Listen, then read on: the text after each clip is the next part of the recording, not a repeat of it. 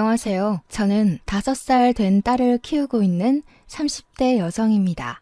어제 인터넷 기사를 보다가 세옹지마에 관한 글을 읽었어요. 그 기사에는 인생을 살다 보면 복이 화가 되기도 하고 화가 복이 되기도 하니 좋은 일이 있다고 해서 크게 기뻐하지 말고 힘든 일이 있다고 해서 크게 좌절하지 말라는 내용이 있더라고요. 그 글을 보니 저의 지난 과거가 주마등처럼 지나갔어요. 사실 지금 저는 아이와 함께 재혼을 앞두고 있습니다. 딸의 친아빠는 아이가 3살 때 이혼을 했고 그 뒤 새로운 남자를 만나 신혼집에 신혼살림까지 다 넣은 상태예요. 이혼하고 재혼하는 과정이 자랑은 아니지만 그래도 익명의 힘을 빌려 저의 사연을 이야기해 볼까 해요. 저와 남편은 회사 동료의 소개로 처음 만났습니다. 회사와 집만 알던 제게 한 번뿐인 20대를 정말 재미없게 산다며 남자 좀 만나보라고 소개해줬어요. 그때는 새로운 사람을 만날 생각이 없어서 싫다고 했지만 동료가 너무 잘 어울릴 것 같다며 자꾸 만나라고 하는 통에 어쩔 수 없이 그냥 밥이나 먹자는 생각으로 나갔답니다. 동료가 알려준 카페로 갔는데 구석에 단정하고 스타일이 좋은 남성분이 앉아 있더라고요. 저는 내심 저분이 나의 소개팅 상대였으면 좋겠다고 생각하며 동료가 알려준 번호로 전화를 했는데 그분이 전화를 받는 거예요. 그땐 얼마나 기분이 좋았던지요. 그 사람 앞에 앉아서 커피를 마시며 이야기를 나누는데 말도 참 조리 있고 재밌게 잘 하더라고요. 카페에서 나와 우리는 저녁을 먹으며 가볍게 술을 마셨어요. 밥을 먹으며 살아온 이야기를 하는데 남편은 외동아들이고 시어머니가 일찍 돌아가셔서 아버지와 할머니 손에서 자랐다고 했습니다. 저 역시 외동딸이고 부모님이 어릴 때 이혼하셔서 엄마와 둘이서만 살았어요. 둘 다 외동에다가 한부모 가정에서 자라서인지 대화가 잘 통한다고 느껴졌답니다. 그날 이후로도 우리는 서너 번 정도 더 만났고 만날 때마다 사이가 점점 더 깊어져 본격적인 연애를 시작하게 되었습니다. 연애하며 남편의 친구들을 보게 되었는데 다들 남편이 성격 좋은 사람이니 결혼해도 절대 후회하지 않을 것이라고 하더군요. 저 역시 만나면 만날수록 정말 좋은 사람이라는 생각이 들어 평생을 함께하고 싶었습니다. 그런 마음이 쌓이고 쌓여 연애한 지 6개월 만에 결혼을 전제로 부모님께 인사를 드리러 갔어요.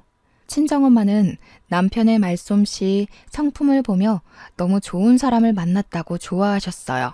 그리고 저 역시 남편의 집에 처음으로 인사를 드리러 갔는데 남편은 서울에 거주하는 반면 할머니와 아버지는 경기도의 주택에서 살고 계시더라고요.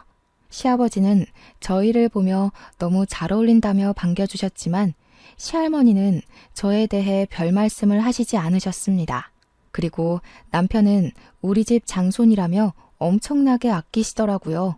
그때 그 모습을 보며 저는 몇 년 전에 돌아가신 우리 할머니가 생각나기도 했고 남편을 저리도 아끼시니 저도 엄청 예뻐해 주실 것이라는 착각에 빠졌었죠. 지금 그런 모습을 본다면 결혼에 대해 진지하게 생각을 해보겠지만 그때는 그저 순수했고 사랑에 푹 빠져서 그런 모습도 정말 좋아 보였답니다. 시할머니는 저희 부모님이 이혼했다는 사실을 조금 탐탁지 않게 생각하시는 듯 했으나 그래도 시아버지께서 요새는 이혼이 흠도 아니고 아버지 본인도 혼자 자식을 키우지 않았냐며 저희의 만남을 응원해 주셨어요. 시아버지의 적극적인 지지로 우리는 무사히 결혼하게 되었고 결혼과 동시에 남편이 경기도에 있는 시아버지 회사에서 일하게 되어 신혼집을 시댁과 가까운 아파트로 장만했습니다. 저는 경기도로 이사를 하게 되면서 서울에 있는 회사를 어쩔 수 없이 관두고 전업주부가 되어 새로운 회사를 구해야 했답니다. 하루는 남편은 아버지 회사로 출근을 하고 저는 집에서 회사를 알아보고 있는데 시할머니께서 우리 집에 오셨어요. 시할머니는 다음 주가 돌아가신 시어머니의 제사인데 그동안은 시할머니께서 직접 음식을 장만하셨으나 이제는 며느리가 생겼으니 저한테 제사를 지내라고 하시더라고요. 연세도 많으신 시할머니께서 시어머니의 제사를 지내는 것은 제가 봐도 조금 아닌 것 같아서 알겠다고 했습니다. 사실 저는 제사 음식을 만드는 것에 큰 부담은 없었어요. 왜냐면 저희 친정 또한 제사를 지내고 엄마가 음식 솜씨가 아주 좋으셔서 크게 한식당을 하고 계시거든요. 항상 즐겁게 요리하시는 엄마를 보며 자라서인지 저도 음식을 만들고 차리는 것이 재미있었어요. 그래서 시할머니께서 제사 음식을 준비하라고 하시는 말씀이 크게 부담스럽지는 않았답니다. 일주일 후 결혼 후 처음으로 맞이하는 시어머니 제삿날이 되었어요. 전날 미리 장을 보고 당일 아침부터 부랴부랴 음식을 장만하는데 시할머니가 오셨습니다. 저는 우리 집에서 하던 대로 제사 음식을 만들었어요. 사실 집에서는 제사 음식을 만들 때 제사상에 올려도 결국엔 우리가 다 먹는 것이니 우리의 입맛에 맞게 필요에 따라 다진 마늘이나 고춧가루도 넣고 간을 했거든요. 그래서 그냥 집에서 하던 대로 나물을 삶고 찬물에 헹군 후 다진 마늘을 넣어 무치고 있었습니다. 그런데 그 모습을 본 시할머니께서 제게 호통을 치셨어요. 네 이년, 제사상에 다진 마늘을 넣는 무식한 것이 어딨어? 그거 버리고 다시 새로 무쳐. 그동안 제게 잘해주시지는 않아도 싫은 소리는 한 번도 하지 않으셨던 시할머니께서 제가 나물에 다진 마늘을 넣는 것을 보고서는 싱크대에다가 냅다 던져버렸습니다. 저는 너무 깜짝 놀랐어요. 뭘 멍하니 있어? 제사상에 올라갈 음식은 다진 마늘, 고춧가루와 같은 것을 넣으면 안 되는 거다. 소금이나 간장 같은 것도 넣어서는 안 된다. 알겠어? 그것도 모르고 집에서 도대체 뭘 배워온 거야? 아휴, 내가 이 나이를 먹고 며느리 제사상이나 차리고 어디 제사 음식 대신해주는 믿을 만한 업체나 있었으면 좋겠네. 우리 집에서 음식을 장만하던 것과는 매우 달랐지만 그래도 이게 이 집의 문화겠거니 생각하고 음식을 장만했습니다. 시할머니는 그 뒤로도 제가 음식을 하는 것을 믿지 못하시겠는지 도끼 눈을 뜨고 감시하시면서 조금이라도 실수하거나 정성이 덜 들어간다고 생각되면 호되게 야단을 치셨어요. 음식을 다 장만하고 저녁 시간이 다 되어 제사상을 차릴 때도 시할머니의 야단은 계속되었습니다. 저희 친정이 제사를 지내기는 하지만 음식을 제사상에 올릴 때는 친척 어른들이 올리셔서 자세한 음식의 위치는 잘 모르거든요. 그래서 제가 음식들의 위치를 몰라서 헤매고 있으니 멍청하게 그것도 모른다며 무섭게 혼을 내셨습니다. 온종일 혼나서 눈물이 나오려던 찰나 시아버지께서 남편과 같이 오셨고 시아버지는 제게 정말 너무 고생 많았다며 적지 않은 용돈을 주셨어요. 남편도 음식하느라 힘들었을 텐데 종일 고생 많았다면서 저의 어깨를 두드려 주었어요. 그날 종일 정말 힘들었지만 그래도 시아버지와 남편이 위로해주니 금세 기분이 풀렸습니다. 무사히 제사를 지내고 한 달 정도가 지났을 때였어요. 제 몸에 이상을 느껴 산부인과를 가보니 아기가 생겼더라고요. 초음파로 확인을 하고 심장 소리까지 들은 후 남편과 시댁 친정에 연락했습니다. 친정엄마는 당연히 기뻐하시고 시할머니와 시아버지 남편 모두 엄청 좋아했어요. 뱃속의 아기는 주수에 맞게 잘 자라 16주가 되어 성별이 나왔는데 딸이었습니다. 임신한 아기가 딸이라고 하자 시아버지 친정엄마 남편은 요새는 딸이 대세라며 축하해 주셨어요. 반면 시할머니는 딸이라고 하니 축하는커녕 쓸모도 없는 딸을 왜 가졌냐며 화를 버럭 내시더라고요. 저는 아들이든 딸이든 건강히 낳아서 키우면 된다고 생각했는데 이 시대에도 고작 딸이라는 이유만으로 이렇게 화를 내시는 시할머니가 이해가 되지 않았습니다. 그리고 그때부터 시할머니의 시도 때도 없는 구박이 시작되었답니다. 시할머니께서는 한 달에 한 번꼴로 우리 집에 오셔서는 집안꼴이 개판이라고 난리를 치셨어요. 오실 때마다 냉장고 검사를 하시고 냉장고에 반찬이 있는데도 우리 손주가 좋아하는 것은 하나도 없다며 남편의 식사를 제대로 챙기지 않는다고 혼을 내셨습니다. 그러면서 대화의 마무리는 이혼한 가정에서 자라서 배운 게 없다고 하시고 그런 부족한 집안에서 자란 저를 거둬줬으면 아들이라도 가져서 이 집안의 대를 이어야 하는데 딸을 가졌다고 구박하셨답니다. 그렇게 2번 정도 오시니 그 후로 할머니 얼굴이 인터폰에 뜨면 심장이 두근거리더라고요.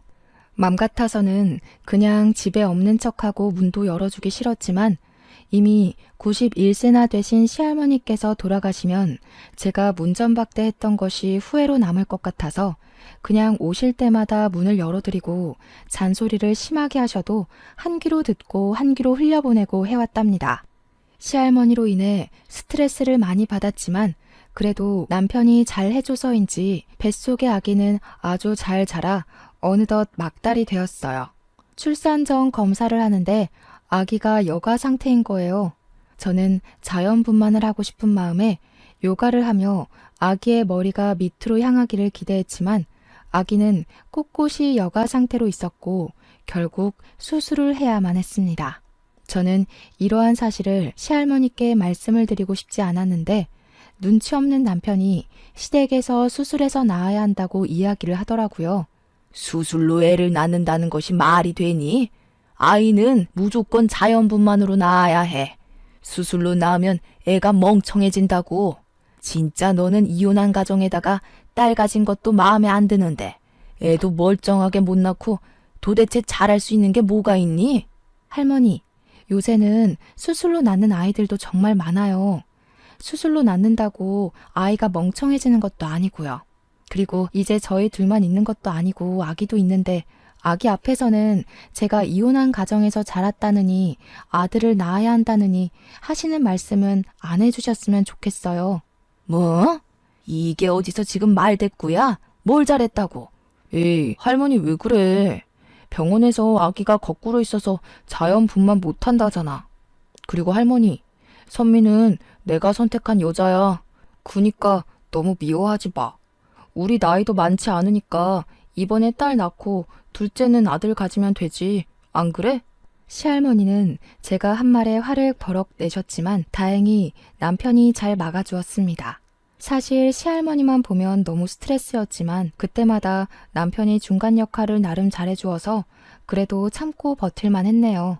그렇게 수술로 출산을 하고 조리원에 있다가 아기를 데리고 집에 왔는데 시할머니가 집에 계시더라고요. 남편은 저와 아기를 집에 데려다주고 바로 출근을 하고 저는 아기와 시할머니 셋이서 집에 있게 되었어요. 시할머니가 국을 끓이고 계시길래 당연히 제 미역국을 끓여주시는 줄 알았습니다. 아기 방에 아기를 눕혀놓고 재운 뒤 부엌에 나와보니 미역국은커녕 남편이 좋아하는 시뻘건 육개장만 있더라고요. 그리고 밥을 먹으라고 하시며 한 상을 차리셨는데 모유 수유를 하는 저는 먹을 수 없는 매운 반찬만 있었습니다. 할머니, 근데 미역국은 없네요? 저 모유 수유해서 매운 음식 먹지 못하는데요. 내가 아들도 낳지 못한 널 위해서 여기 있는 줄 아니? 네가 출산해서 아기 본다고 우리 집 장손 굶길까봐 손주 음식 하러 온 거다. 아들도 못 낳은 주제에 무슨 염치로 미역국을 얻어먹을 생각을 해? 네 음식은 네가 알아서 해먹든가 아니면 굶든가 해라. 할머니, 제가 아들을 낳지 못한 것도 맞고 할머니께서 저의 미역국을 끓여주시지 않아도 상관없는데요. 이제는 아기도 있으니 아들을 낳지 못했다고 구박하시지는 않았으면 해요. 제가 아들을 낳고 싶다고 해도 제 마음대로 할 수 있는 것이 아니잖아요. 할머니께서 조금만 마음을 열어주셔서 저희 딸도 이쁘게 봐주셨으면 좋겠어요. 인연이? 옛날 같았으면 너는 남의 집 대를 끊어먹은 죄로 진작에 쫓겨났다. 아니지. 이혼한 가정에서 자랐으니 결혼도 하지 못했을 것이야. 우리 경우가 네가 좋다고 그러니 결혼시켰지. 안 그랬으면 내가 어떻게 해서든 너 아닌 예전에 만난 다른 여자랑 결혼시켰을 거야. 시할머니는 당신의 증손녀를 낳고 온 제게 이혼한 가정에서 자랐고 딸이라 여전히 마음에 들지 않는 티를 팍팍 내셨습니다. 심지어 제가 아닌 다른 여자랑 결혼을 시켜야 했다며 후회하는 말씀까지 하셨죠. 그런 시할머니께 아들을 낳지 못하고 이혼한 가정에서 자란 것이 그렇게 큰 죄냐고 대들고 따지고 싶었지만 하필 그때 아기가 깨서 우는 바람에 시원하게 이야기하지 못하고 방에 들어왔어요. 계집애가 우는 것도 아주 앙칼지구나. 옛말에 암탉이 우면 집안이 망한다고 했는데 우리 집이 쟤 때문에 조만간 망하겠어. 우리 경우가 제가 아니라 다른 여자랑 결혼해야 했는데. 할머니는 방에서 일부러 저 들으라는 식으로 큰 소리로 다른 여자 이름을 말하며 남편이 그 여자와 결혼을 해야 했다고 혀를 끌끌 차셨어요. 저는 그 말에 너무 화가 나서 당장 친정이라도 가고 싶었지만 친정이 택시를 타고 오갈 수 있는 거리가 아니다 보니 가지도 못하고 그저 방에서 혼자 울분을 사귀고 있었답니다. 시할머니는 제가 그러든 말든 혼자서 식사를 다 하시고 잠까지 주무시며 집에 가시지를 않더라고요. 그날 저녁 남편이 퇴근하자마자 남편을 방으로 불러 할머니께서 제게 말씀하신 모든 내용을 이야기했습니다. 남편도 할머니의 말씀이 너무하다고 느껴졌는지 할머니께 따져 묻기 시작하더라고요. 할머니, 아무리 그래도 우리 딸도 할머니의 손녀야. 할머니 핏줄이라고요. 그리고 아기 낳은 사람한테 할 말이 있고 못할 말이 있지. 어떻게 다른 여자랑 결혼을 시켜야겠다는 이야기를 해요. 얘야, 내가 언제 그랬다고 그러니? 나는 그런 얘기 한 적 없다. 제가 날 쫓아내고 싶어서 헛소리 하는가 보구나. 사실 오늘 내가 미역국을 안 끓여놨다고 제가 나한테 화를 많이 내더구나. 그래서 제가 지금 괜한 소리를 하는 거야. 너는 이 할미 말은 듣지도 않고 네 부인 이야기만 듣는 게냐? 시할머니는 자신은 그런 말을 한 적이 없다고 딱 잡아떼셨습니다. 남편은 그런 시할머니의 말을 듣고서는 원래 여자들은 출산하면 별것도 아닌 일에 오해하고 마음 상해서 온다고 들었다고 하며 오히려 저를 예민한 사람 취급을 하더라고요. 그동안 제 편이었던 남편마저 저의 이야기를 믿어주지 않으니 너무 속상해서 눈물이 다 났습니다. 시할머니는 울고 있는 저를 보며 뭘 잘했다고 눈물바람이냐며 뭐라고 하시고 남편은 중간에서 이러지도 저러지도 못하며 눈치만 보고 있는데 그저 답답하더라고요. 정말 아기만 아니었으면 확 집을 나가버리고 싶었답니다. 이렇게 우리 아기와의 첫날이 눈물로 지나갔어요. 그날 이혼한 가정에서 자란 저의 딸이라는 이유로 우리 아기가 당연히 받아야 할 축복을 받지 못하는 것 같아 너무 속상했네요. 이후로도 시할머니와 저는 계속 트러블이 있었습니다. 제가 스트레스를 너무 많이 받아서인지 모유가 아예 나오지 않아 분유를 먹였는데 그거 가지고도 뭐라고 하시고 아기를 돌보는 방식에 대해서도 뭐라고 하셨죠. 하루는 그런 시할머니가 싫어서 오셔서 문을 두드려도 모르는 척 있었더니 할머니가 남편에게 전화해서 비밀번호를 알려달라고 하시더라고요. 눈치 없는 남편은 집 비밀번호를 알려주었고 그 뒤로는 시도 때도 없이 집에 오셨답니다. 안 그래도 어린 아기를 돌보느라 힘든데 시할머니까지 오셔서 스트레스를 주시니 집에 있어도 마음 편히 쉴 수가 없었어요. 이 일로 남편과 저는 하루도 빠짐없이 싸우게 되었고 그 뒤로 남편은 아버지 회사에서 철야 근무나 출장을 하는 날이 부쩍 많아졌습니다. 시아버지는 매일 집에 계시는 것 같은데 남편은 집에 오지 않는 것이 조금 이상하다는 생각이 들기는 했지만 그래도 나가서 노는 것도 아니고 돈을 번다는데 집에 들어오라고 할 수도 없겠더라고요.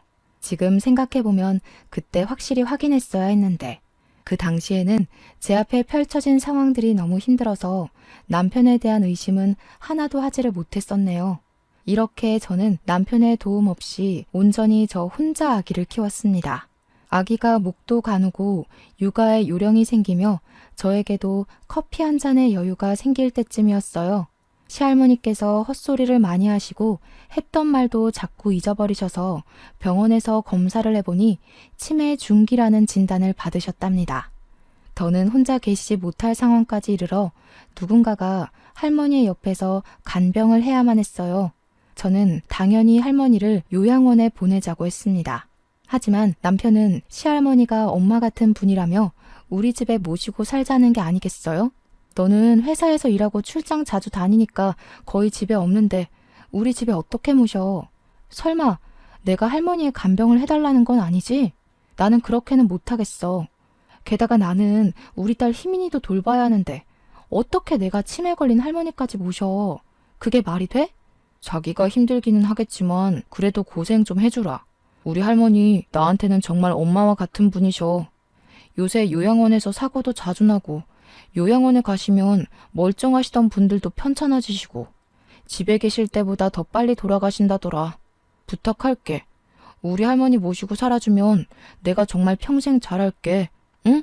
솔직히 말해서 할머니가 너한테 어머니 같은 분이시지만 나한테는 나를 힘들게 하시는 분일 뿐이야. 집에 모시고 살면서 너가 온전히 할머니를 돌보게 된다면 또 모르겠어. 하지만 너는 밤에만 잠깐 얼굴 들여다보지만 나는 온종일 할머니와 있어야 한다고. 그리고 우리 희민이는? 지금 아기 하나 돌보는 것도 벅찬데 어떻게 할머니까지 내가 돌봐드리니? 희민이는 어린이집에 보내자. 집 앞 어린이집에 어린 아기들도 많고 소문도 좋더라고. 그리고 우리 아기는 앞으로 평생 볼 수 있지만 우리 할머니는 이제 볼 날도 얼마 안 남았잖아. 얼마 남지 않은 날들 요양원에서 환자복 입고 있는 모습으로 보고 싶지는 않아. 제발 부탁이다. 응? 뭐? 할머니 모시자고 아직 말도 제대로 못하는 아기를 어린이집에 보내자고? 그건 좀 아니지 않아? 요양원에서 사고가 일어나는 것만큼이나 어린이집에서도 사건 사고가 자주 일어나. 난 어린이집은 우리 희민이가 말하기 시작했을 때 보내고 싶어. 그리고 아까도 말했듯이 너에게는 엄마 같은 할머니지만 나에게는 보기 싫은 할머니라고. 그런 할머니랑 종일 집에서 절대 못 있어. 보기 싫은 할머니? 너무 심하게 말하는 거 아니야? 그래도 할머니가 집에 오셔서 한 번씩 희민이 봐주시고 옷 사주시고 한 거는 생각 안 해? 네가 우리 할머니 싫어하는 줄은 알았지만 이 정도일 줄 몰랐다. 할머니 모시기 싫으면 그냥 우리 이혼해. 네가 어른 공경할 줄 모르는 사람인 걸 진작 알았더라면 결혼도 하지 않았을 거야. 저와 남편은 치매에 걸린 할머니를 모시는 문제로 한참을 싸우다가 이혼하자는 이야기까지 오고 갔어요. 남편은 할머니를 당연히 모시고 살아야 한다며 아주 완강하게 주장했고, 저는 말도 못하는 아이를 어린이집에 보내면서까지 모시고 싶지는 않았어요. 좀 더 솔직히 말하면 저를 매일 구박하고 못 잡아먹어서 안달이시던 할머니가 싫어서 모시고 싶지 않았답니다. 결국 이날은 둘이서 싸우기만 하고 결론을 맺지 못했어요. 남편과 대판 싸우고 나서 방에 혼자 있는데 정말 많은 생각이 들더군요. 요새 뉴스나 기사를 보면 어린이집 학대 관련 소식이 종종 보이잖아요. 그래서 저는 희민이가 말을 한 후에 어린이집에 보내고 싶었는데 할머니 간병을 해야 한다는 이유로 희민이를 어린이집에 보내자는 게 이해가 되지 않았습니다. 그런데 또 한편으로는 친정엄마가 훗날 치매에 걸리시면 유일한 자식인 제가 무조건 모셔야 할 텐데 그때 제가 할머니를 모시지 않았다는 이유로 남편이 반대하면 어쩌나 하는 생각이 들더라고요. 저는 몇 날 며칠을 이 일로 고민을 했고 결국 시아버지께 한 달에 200만 원을 받는 조건으로 시할머니를 우리 집에서 모시고 살게 되었습니다. 사실 그동안 치매에 관해 이야기만 들었지 치매 환자가 어떤지 한 번도 제대로 본 적이 없어요. 게다가 이미 90세가 넘으신 할머니께서 사시면 얼마나 사시겠냐는 생각으로 겁도 없이 하겠다고 했네요. 그 뒤로 저는 희민이를 어린이집에 보내고 시할머니의 간병을 시작했습니다. 시할머니는 뒤돌아서면 배고프다고 하시고 헛소리도 하시는 등 상태가 아주 빠르게 악화되었어요. 남편이라도 옆에 있으면 좋겠지만 남편은 잦은 철야 근무에 출장으로 자주 보지도 못했답니다. 하지만 남편이 제게 너무 고마워했고 또 시아버지께 다달이 돈도 받아 살림에 보탬이 되니 생각보다 나쁘지 않았어요. 저는 정말 최선을 다해 시할머니를 모시며 하루하루를 잘 버티고 있었습니다. 그런데 어느 날부턴가 할머니께서 자꾸 저한테 우리 지수 어디 있느냐고 하시며 지수를 데리고 오라고 하셨습니다. 저는 도대체 지수라는 여자가 누구길래 할머니께서 이렇게 애타게 찾으시는지 궁금했어요. 그래서 지방 출장을 갔다가 돌아온 남편을 붙잡고 지수가 누구냐고 물어봤죠. 지수? 내가 그걸 어떻게 알아? 그리고 너는 치매 걸린 노인네의 말을 다 믿어? 그냥 뭐 드라마나 TV에서 나온 지수라는 여자 찾고 계시는 거겠지 뭐. 그리고 너는 지방 출장 다녀와서 피곤한 사람한테 별로 중요하지도 않은 일을 그리 심각하게 물어보냐? 피곤해. 나 이제 잘 거니까 깨우지 마.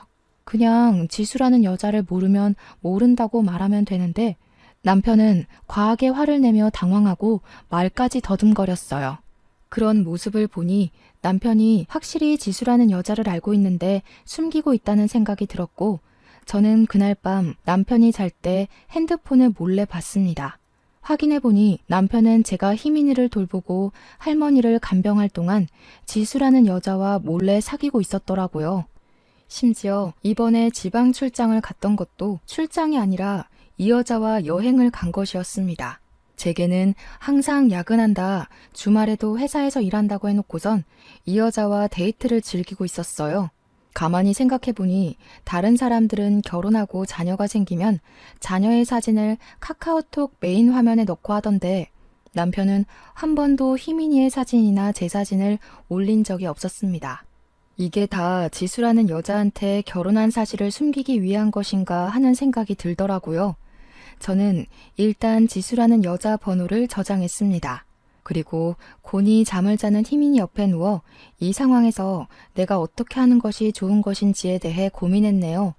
생각하면 할수록 화가 너무 나고 마음이 너무 답답해서 잠이 오지 않았고, 결국 밤새우고 일어나 아침 식사를 준비했습니다. 제가 부스럭거리는 소리에 남편도 일어나 회사에 일찍 가봐야 한다며 씻고 바로 나갔어요. 남편이 출근하고 나서 저는 화장실에 갔다가 다시 거실로 나왔는데, 시할머니가 쭈그리고 앉아 계시고 그 옆에 희민이도 같이 앉아 있었습니다. 할머니가 뭐 하시나 싶어 가까이 가보니 할머니께서 거실 바닥에 볼일을 보고 계시더라고요. 저는 너무 깜짝 놀라서 일단 희민이를 덥석 안았어요. 이년아, 네 아이 데리고 이 집에서 나가. 난 이런 못생긴 아기 필요 없다. 빨리 우리 지수 데리고 오란 말이야. 얼굴 고운 우리 지수가 손주를 낳아야 해. 네가 이 집에 붙어 있으니까 우리 지수가 시집을 못 오는 거 아니야? 이 괘씸한 것. 우리 집안 말아먹으련.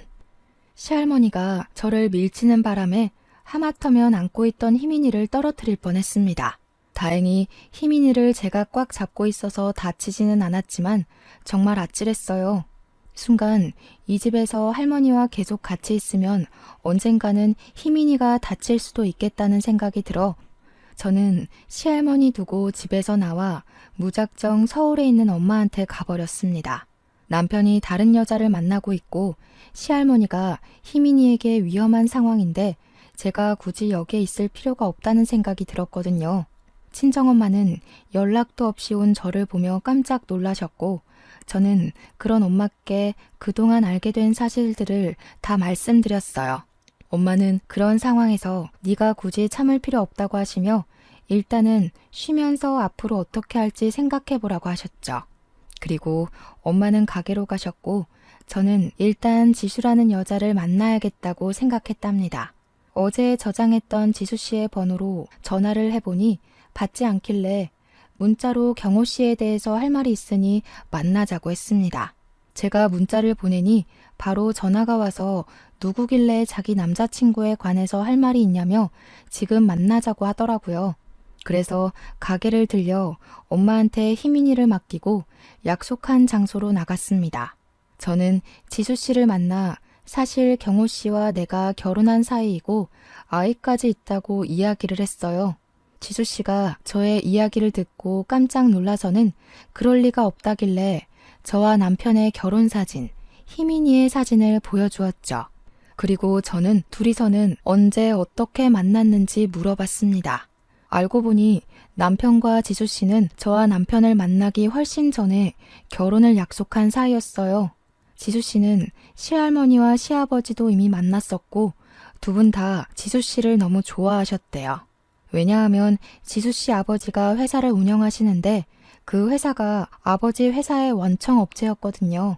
아무래도 원청업체와 사돈을 맺으면 회사 운영에 많은 도움이 될 수 있기에 시할머니, 시아버지 모두 지수 씨와 남편의 만남을 적극적으로 응원했다고 해요.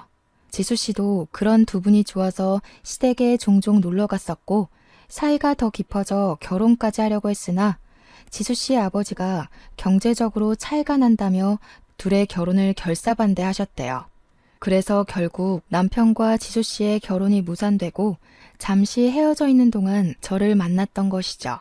그렇게 둘은 한동안 연락도 하지 않고 지내다가 제가 희민이를 낳고 정신이 없었을 때 우연히 길에서 만났다고 해요. 그 뒤로 꾸준히 연락했고 지금은 정식으로 사귀고 있다는 거예요. 그러면서 지수 씨는 결혼했다는 사실도 전혀 몰랐다고 하며 일단 이 자리에 남편을 부르기로 했습니다. 남편은 지수 씨가 만나자는 말에 반가워하며 바로 달려가겠다고 하더군요. 앞으로 본인에게 일어날 상황은 꿈에도 모른 채 말이에요. 1시간 정도 지나자 남편이 우리가 있던 카페에 도착했습니다.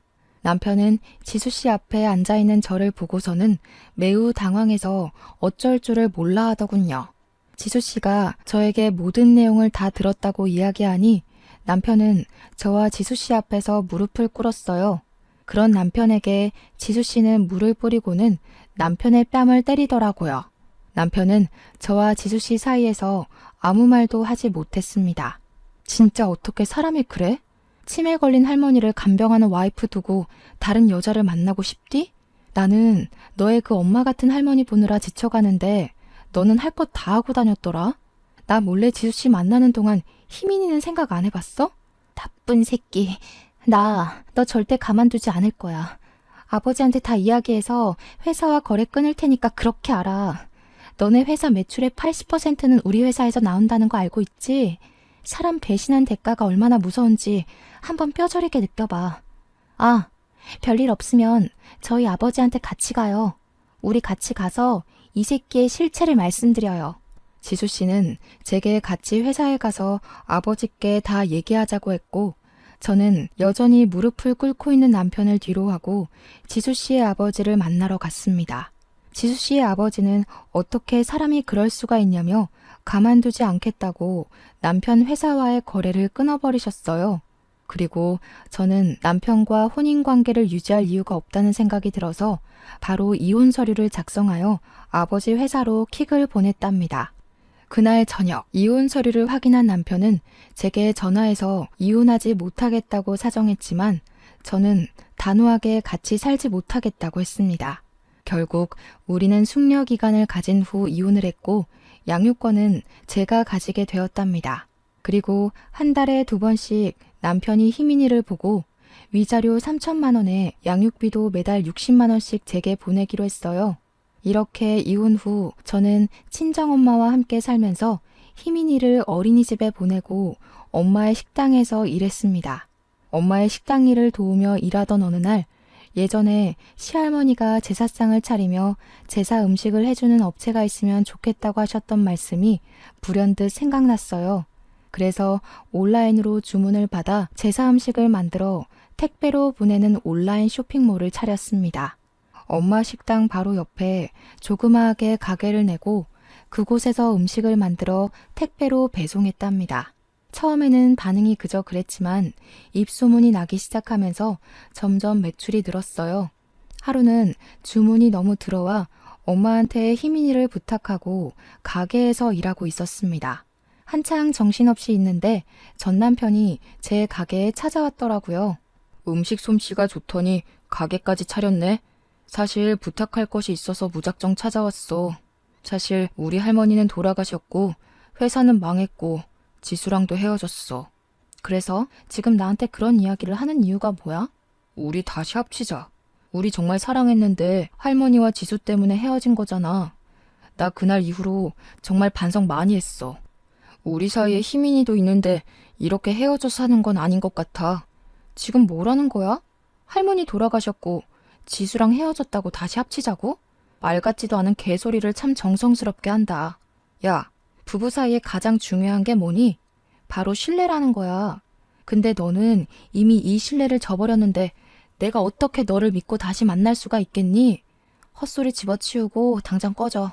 전 남편은 저의 단호한 거절에 아무 말도 못하고 돌아갔습니다. 그런데 그날 저녁 주문이 들어와 제 가게에서 음식을 만들고 있는데 전 남편이 술에 취해 비틀거리며 들어오더라고요. 야, 나는 이렇게 쫄딱 망해서 하루 벌어 하루 먹고 사는데 너는 이렇게 잘 나가니까 좋으냐? 너 내가 아주 우습지? 내가 만약에 지금 돈 있고 회사가 안 망했으면 이렇게 네가 이혼하자고 했겠어? 이게 여기가 어디라고 자꾸 와? 술을 처먹었으면 집에 들어가서 잠이나 자. 어디 와서 행패야? 그리고 너 뭔가 단단히 착각하나 본데 나는 네가 돈이 없고 망해서 헤어진 게 아니야.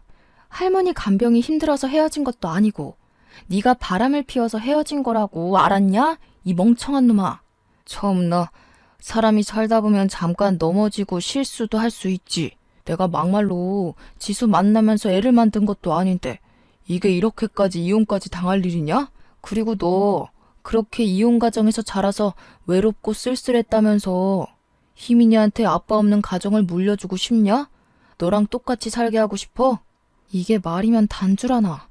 그렇게 희민이를 생각한다는 인간이 애를 놔두고 바람을 피워? 네가 걱정할 필요 없게 제대로 키울 거야.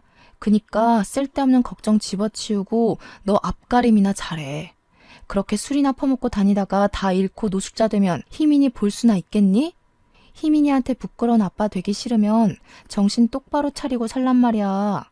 제가 희민이를 들먹이자 전 남편은 화를 참지 못하고 소리를 질러댔습니다. 그래도 분이 풀리지 않았는지 옆에 있던 물건을 던지려 하더라고요. 잘못하면 맞을 수도 있을 것 같아 몸을 피해 신고하려고 핸드폰을 찾는데 누군가 가게에 들어왔습니다. 가만히 보니 엄마 가게에 자주 오시던 단골 손님이더라고요. 그분은 술에 취해서 행패를 부리는 전 남편을 순식간에 제압하고 내보냈습니다. 이분이 오시지 않았으면 정말 제가 어떻게 되었을지도 모른다는 생각에 너무 감사했어요. 그냥 감사하다는 말로만 끝내기에는 너무 죄송스러워서 간다고 하시는 것을 붙잡아 같이 저녁을 먹었습니다. 함께 음식을 먹으며 이야기를 해보니 이분은 저보다 4살 위인데 결혼했다가 아내의 불륜으로 이혼을 했대요. 다행히 자식은 없고 지금은 그냥 회사 다니면서 혼자 살고 계신다고 하더라고요. 그분은 제게 믿었던 배우자가 불륜을 저지르면 그 배신감이 얼마나 큰지 누구보다 잘 알고 있다면서 저를 위로해 주셨습니다. 엄마 가게에서 일하는 모습을 보면서 참 열심히 살고 밝게만 봤는데 그 웃음 뒤에 이런 아픔이 있는지 몰랐다고 하시더군요. 그러면서 전 남편이 또 와서 행패를 부릴지 모르니 밤늦게까지 있을 때 연락 달라고 하며 본인의 명함을 주었어요. 저도 제 연락처를 알려드린 후 우리는 그 뒤로 계속 연락을 주고받았습니다. 그러다가 친해져서 희민이도 함께 보았는데 희민이도 삼촌이라고 부르며 잘 따르더라고요. 그 뒤로 우리 셋은 종종 만났고 결혼까지 약속하게 되었습니다. 사실 한번 다녀온 데다가 희민이도 있어서 결혼을 결심하기까지 많은 고민을 하였습니다. 그리고 우리가 좋다고 해도 예비 남편의 부모님이나 가족이 제가 한번 다녀오고 아이도 있다는 이유로 싫어하시지는 않을까 걱정되었어요. 하지만 희민이가 저의 예비 남편을 너무 잘 따랐고 예비 남편의 집에서도 희민이를 너무 예뻐해 주셨습니다. 게다가 예비 남편도 한번 다녀왔으니 제가 한번 다녀온 것은 전혀 문제가 되지 않는다고 하셨어요. 그래서 이제는 정말 잘 살아보겠다고 생각하며 결혼까지 결심하게 되었네요. 결혼식 날짜를 잡고 난 후 저와 예비 남편은 우리가 앞으로 함께할 신혼집에 가전제품과 가구를 넣으려고 이삿짐 센터를 불렀어요. 사장님과 직원 3분이 오셨는데 그 중에 한 명이 아주 낯익어서 보니 제 전남편이더라고요. 아버지의 회사가 망해서 이삿짐 센터와 공사장에서 일당으로 돈을 받으며 일을 하고 있었습니다.